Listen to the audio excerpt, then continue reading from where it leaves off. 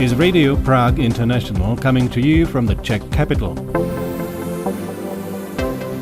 Hello and welcome to Radio Prague International, the external service of Czech Radio with me, Ruth Fraňková.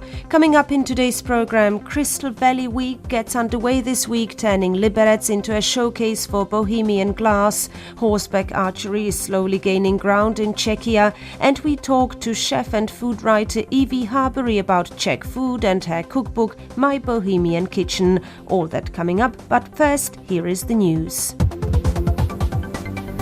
News. European Council President Antonio Costa will begin a 4-week tour of EU capitals on Tuesday, with the 2028-2034 EU budget expected to be the main focus. He will meet Czech Prime Minister Andrej Babiš in Prague on Thursday. Costa will also discuss defence, competitiveness, EU enlargement and support for Ukraine. The tour will run through September the 17th, covering most EU member states. The European Commission proposed a 1.76 trillion euro budget last year, while Cyprus, which held the EU presidency in the first half of 2026, later put forward a 1.73 trillion euros negotiating framework. Czechia says the latter is an improvement, but remains dissatisfied. EU member states and the European Parliament aim to agree on the new budget by the end of the year. Czech ambassadors from around the world gathered in Prague on Monday for an annual week-long conference at the Černín Palace, the headquarters of the Ministry of Foreign Affairs. The conference is focusing on strengthening Czechia's security and prosperity within the European Union, developing international partnership and promoting the country's interests abroad. In his opening speech, Prime Minister Andrej Babiš said Czechia supports the rapid expansion of the European Union to include Western Balkan countries. He said he hopes Montenegro will become the bloc's 28th member in 2028.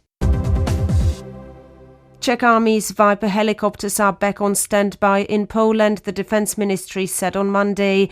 The H-1 fleet was grounded after a Venom helicopter crashed in Czechia in July, killing 1 servicewoman and injuring 4 soldiers. The helicopters returned to service after technical checks and crew training. The Czech heli unit has been helping protect Polish airspace under a bilateral agreement since September 2025. Its deployment this year followed Russian drone incursions into Polish airspace. Military police are investigating the July crash, which occurred as the US-made helicopter was landing after a routine training flight.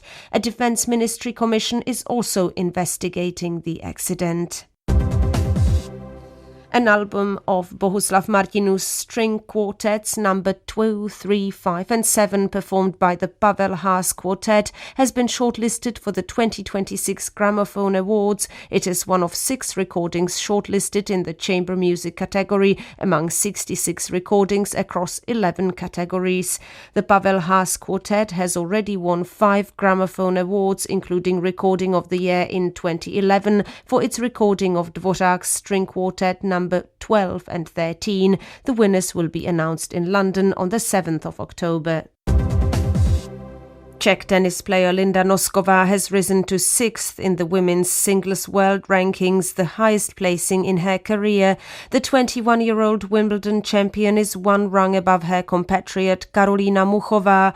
The world number 1 in women's doubles is Kateřina Siniaková. Meanwhile, after a win in Cincinnati, Linda Nosková has climbed to 36th in the doubles rankings, while her partner Maria Bousková is 40th. And finally, a quick look at the weather. Tuesday will be partly cloudy to cloudy with scattered showers or rain in places. Highs will range from 20 to 26 degrees Celsius with light easterly winds. I'm Ruth Fraňková, and that's the end of the news. Crystal chandeliers, monumental glass sculptures, jewellery, fashion shows and even a tram transformed into a kind of Orient Express. For 6 days, the northern Czech city of Liberec is celebrating a material that has shaped this region for centuries. Vít Bohanka reports. This nearly week-long series of events brings contemporary glass art into galleries, workshops and public spaces across the city. Its director, Jan Schmid, says the ambition is to turn Liberec itself into a showcase for Czech glassmaking. Crystal Week is the biggest glass festival in the Czech Republic, and with its scope, and diversity, it's unique in the world. It takes place in Liberec, which is part of the unique Crystal region, and visitors can explore about 36 locations, over 8 events, exhibitions, workshops, open studios, and fashion shows. It turns into the city into a big open-air glass gallery. The festival may be only 5 years old, but the industry it celebrates has roots reaching back around 7 centuries. A little bit of history.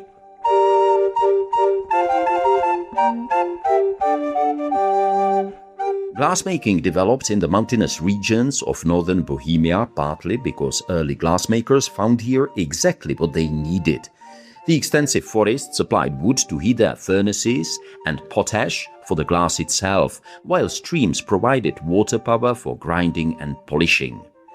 By the 17th century, Bohemian glassmakers had developed an exceptionally clear and hard potash lime glass. It proved particularly suitable for cutting and engraving and became known internationally as Bohemian crystal. It was different from the delicate glass associated with Venice and also from the lead crystal developed in England. Its hardness allowed Bohemian craftsmen to decorate the glass with increasingly elaborate designs.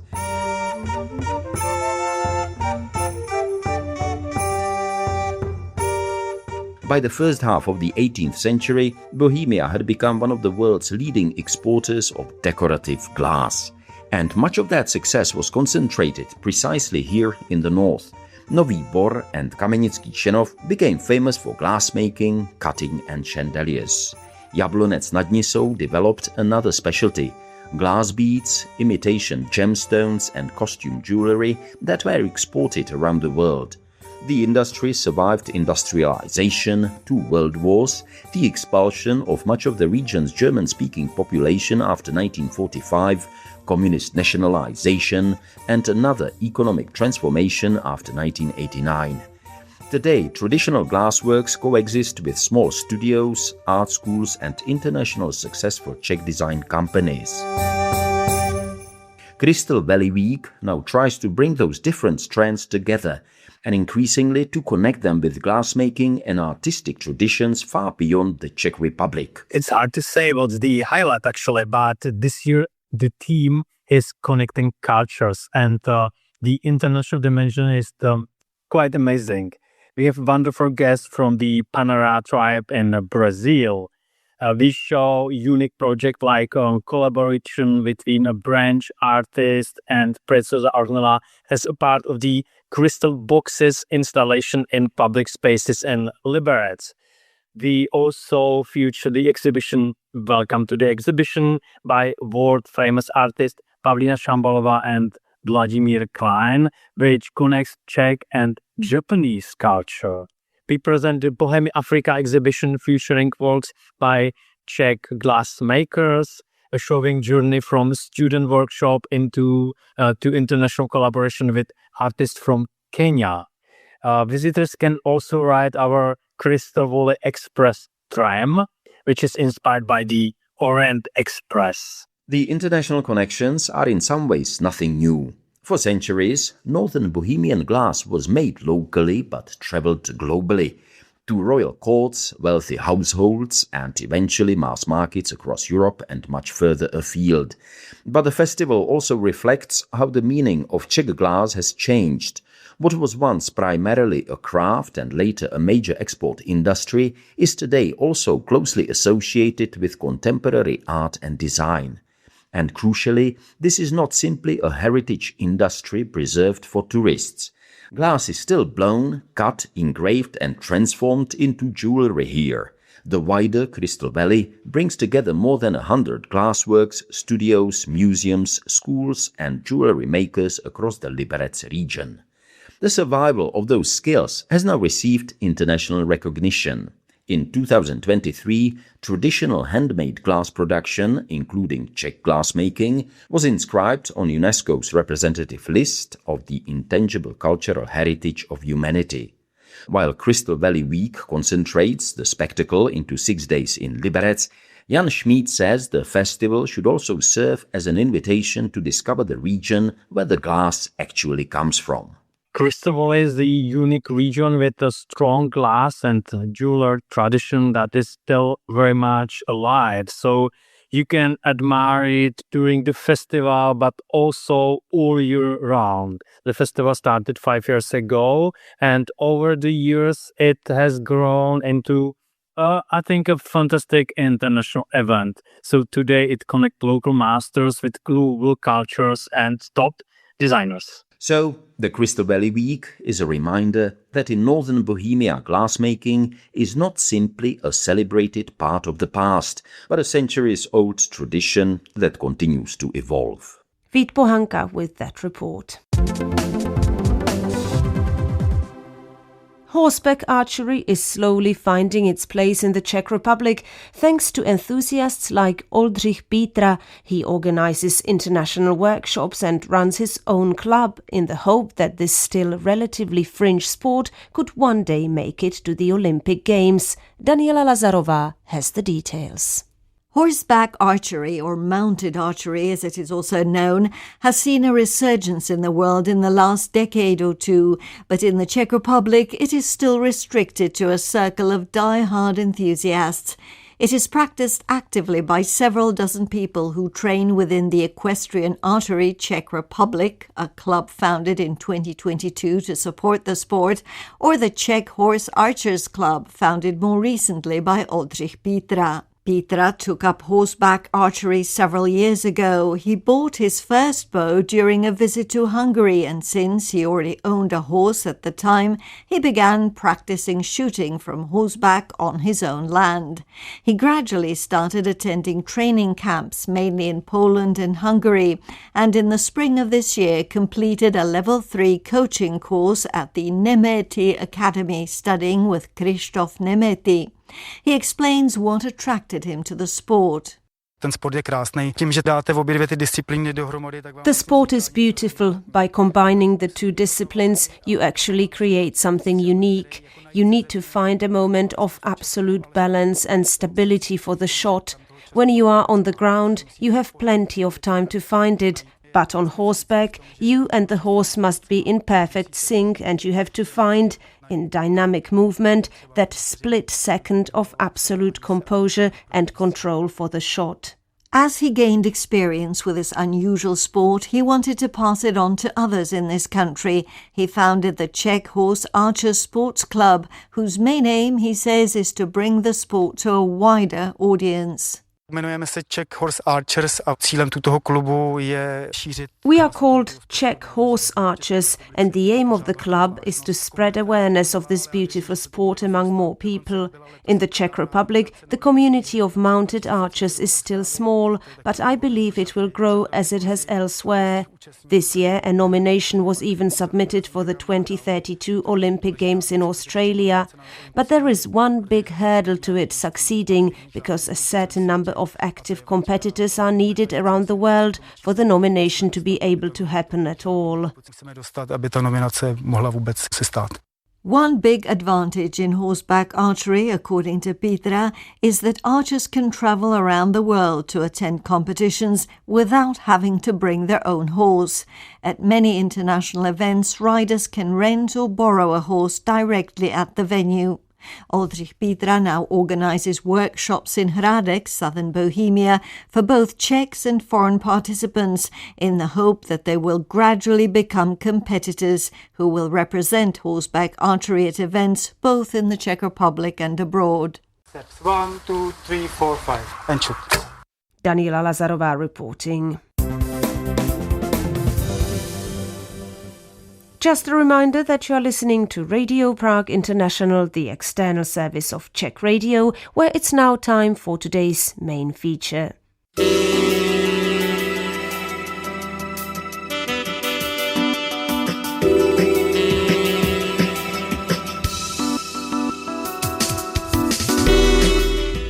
Chef, food writer and cookbook author Evie Harbury is the author of My Bohemian Kitchen, which introduces international readers to Czech food through recipes and personal stories. Inspired by her childhood between England and the Czech Republic, the book also draws on family memories and traditions. I caught up with Harbury during a recent visit to Prague to talk about her grandmother's influence on her cooking, the inspiration behind the book, and why she thinks Czech cuisine remains one of Europe's most overlooked culinary traditions.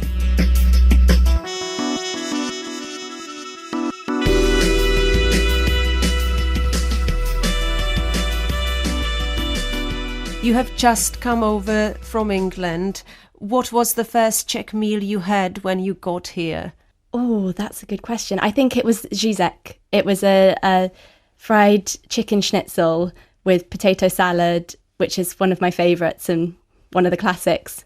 For listeners who may not know your story, could you tell us a little bit about your connection to both England and the Czech Republic? Yes, absolutely. So my granny was born in Prague in 1924 and then moved down to South Bohemia. So that's my connection on the Czech side. I kind of grew up between England and the Czech Republic because my mother's side of the family are English.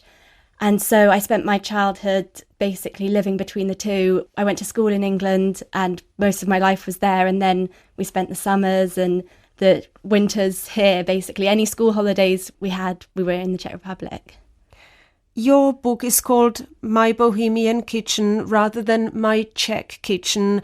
Why did you choose the word Bohemian? Does it refer primarily to the region or also to a particular outlook on life? It was actually a bit of both. I feel that I know Bohemia more than I know Moravia. And so it kind of came as a natural first idea of it's my Bohemian kitchen. My granny's kitchen was in South Bohemia and so is mine. So it was almost a play on the word, actually, Bohemian, in the dual sense, the dual meaning of the word, in the idea that maybe people who don't know what Czech food is, they know what a Bohemian is, and even if they don't know the geographical region, they can start to kind of come up with their own idea from what might be in the cookbook from reading the title of My Bohemian Kitchen. So yeah, it was kind of to draw people in, draw a wider audience in to a Czech cookbook, essentially.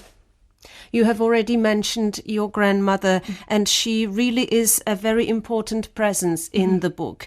What are some of your strongest memories of cooking and eating with her? I always say my granny taught me how to eat. She basically gave me the enjoyment of food and like knowing what food means to people and what it meant to her. And the kind of whole idea of if someone's cooked for you, they're showing you love and they're showing you like the warmth around that. And so my granny wasn't a brilliant cook herself. She loved to eat, but her dishes were kind of quite reduced to like maybe potato pancakes, potato salad. It was a very limited repertoire, but she would take me to the neighbouring house and we would have palachinki, pancakes, until we could eat no more. And she would also take me to the pub in Červený Újezd in South Bohemia, and she would sit there drinking beer after beer and stumble me home, even as I was like a 10-year-old kid, and I'd be eating loads of soup, and she would kind of use it as a distraction tactic. She could sit there chatting with her friends and drinking for hours, and if she kind of kept feeding me soup and dumplings, I was happy there. So yeah, basically that pub, which I still go to now actually, even though my granny's no longer around, that's kind of the home and the heart of the Czech food experiences with her. You have described Bohemian cuisine as something of an underdog among Europe's great food traditions. What do you mean by that? I kind of mean that it's kind of underrated and not really that known about. And I wanted to kind of go, well, actually you can make room for the underdog, and like there's room for people to hear about more cuisines around the world. And certainly in English-speaking countries, there's a real interest in learning more about the cuisines of the world that you might not know about. And I think that there's so many things in Czech cuisine that are underrated, like the strawberry dumplings, for example, that are just unlike anything else in any other cuisine. And actually such a simple dish and so interesting to people who haven't heard of it before, haven't maybe been to the Czech Republic. And so I think it's kind of that making way for the simple ingredients and kind of ingredient-led dishes of the Czech cuisine and kind of seeing how interesting they can be just with those nothing fancy, nothing expensive, and kind of really making way for it. You have already partly answered my question, but still, what made you decide to write a cookbook about Czech food for an international audience? Was there a particular moment when you decided that's what I want to do? I kind of joke about it being my whole life was leading up to it, but I think it was kind of a long time coming. I trained as a chef, but actually before that, my first ever restaurant job was in a restaurant in the Czech Republic, in my family's hotel in South Bohemia. And so my kind of culinary journey started in the Czech Republic, cooking Czech food, and that was what turned me to wanting to be a chef. And so that was the initial concept. Actually, I know Czech food from learning it in the restaurant. I also have just absorbed it my entire life. I've absorbed the stories that my granny used to tell me and her friends used to tell me. And I'd worked in other people's cookbooks for about 10 years. And then I woke up in the middle of the night with jet lag on a holiday, and I wrote a list of 80 recipes. And at the end of the list, I wrote, this is going to be a cookbook. And it kind of evolved from there. I spent a little bit of time working with a literary agent who developed the book with me into my initial idea of 80 recipes to what can this be in a cookbook and how can this develop. So yeah, it was kind of bringing in a little bit of everything from my life experience, my work experience, and putting it all into one 90 recipe cookbook. And when you were researching the book, was there anything about the history of Czech cuisine that genuinely surprised you? I was actually surprised about how much of it was historical, and it's largely been shaped over the last 100 years. And I knew what the dishes were, but I didn't really think about the reasoning of them. And actually the seasonality of it really surprised me. And that's kind of something that's grown historically. If you can eat what you grow and you're guided by the times of year that you're eating, it's such a kind of intrinsic part of Czech cuisine and something that I kind of fell in love with the more I did my research into it. In one part of the book, you introduce readers to what you call My Bohemian Larder.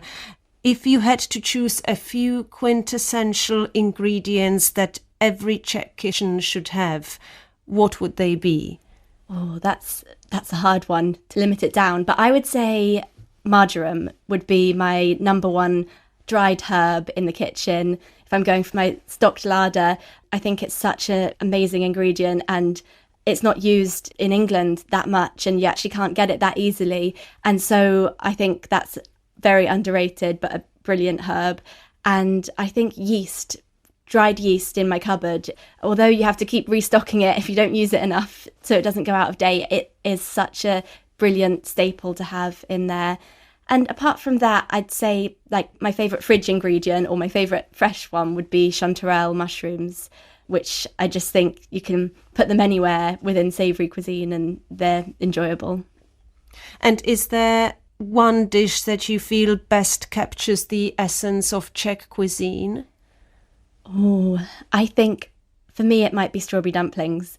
I keep going on about them. It feels like kind of the warm hug in a bowl, the warmth of cooking strawberry dumplings for someone, whether it's for your children or for your friends. It's kind of showing love, and also seasonality of the dumplings that, depending on the time of year, whether you're filling them with blueberries or filling them with plums, and what you're serving them with, whether you're making them out of the tvarok dough or a yeasted dough, it kind of feels like that it epitomizes Czech cuisine, and I love it. And I love that it's something so unknown from people who are eating Czech cuisine outside of the Czech Republic, that kind of it shocks them. As the first time I fed it to my cousin, he said, I'm not sure I've ever eaten a warm strawberry before. So it's kind of those small things that make me think actually how magical Czech cuisine is and why I want to share it. So if you are cooking for someone who has never had Czech food, is this what you would put on the table? I think so, yeah. And when I've done supper clubs in England, I've always had strawberry dumplings as a part of them. I guess the other thing to introduce people in, I like to go for the things that maybe they've had before, like goulash or Zizek schnitzel, that might be more familiar and less scary of a dish. But I think that strawberry dumplings always feature, and a klebičky always feature as well. One thing that comes across in the book is how difficult some Czech recipes can be to translate. Were there any ingredients or techniques that you simply couldn't find an exact English equivalent for? There were plenty, yeah. I think that tvarok was actually the first one that I came across, and it was one of the reasons that I started writing the book in the first place. When I was trying to cook Czech recipes in England with an English translate of a Czech recipe, and it translated tvarok to cottage cheese, but then the quantities don't quite work because tvarok is slightly more moist, or it's just got a different weight to it. And so actually it made me think, okay, I need to make this with cottage cheese, but make it taste like a traditional Czech tvarok. So it was kind of like a balancing of those flavours and those ingredients, and also all of the flours, the hladká mocha and hruba mocha, I just simply couldn't find in England, or if I did, they were expensive, and to me that kind of defeated the point of actually making a quick, cheap dumpling dish with a very expensive flour. So I ended up using semolina and kind of working with the textures and trying to basically make it match, because the whole idea was to try and get more people to cook the recipes rather than scaring them off with an ingredient that they can't get. You have since published another cookbook called Shrooms, focused on mushrooms, a subject that has also a special place in Czech culture. What attracted you to that project? I think it was, like you say, very much a natural path from the Czech love of mushrooms and mushrooming.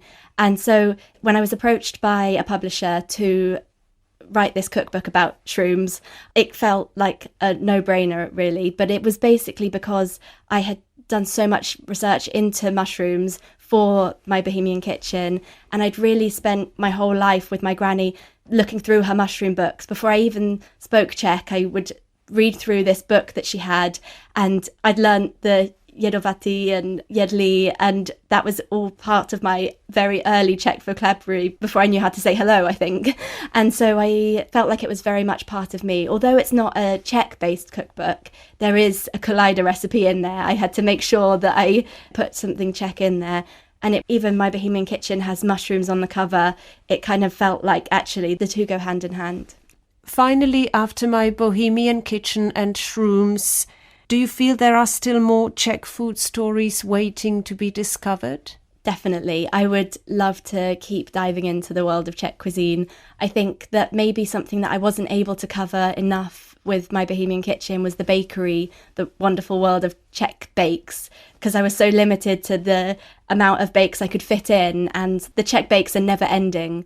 I think I limited myself to maybe 5 or 6 Christmas biscuits, where there must be thousands. So I think something I'd love to develop more is more baking recipes.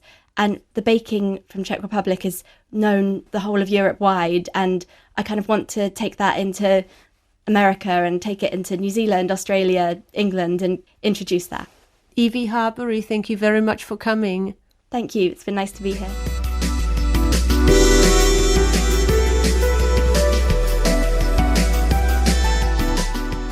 And that interview with Evie Harbury brings us to the end of today's program here on Radio Prague International. From Mirut Fraňková, thanks very much for joining us, and goodbye.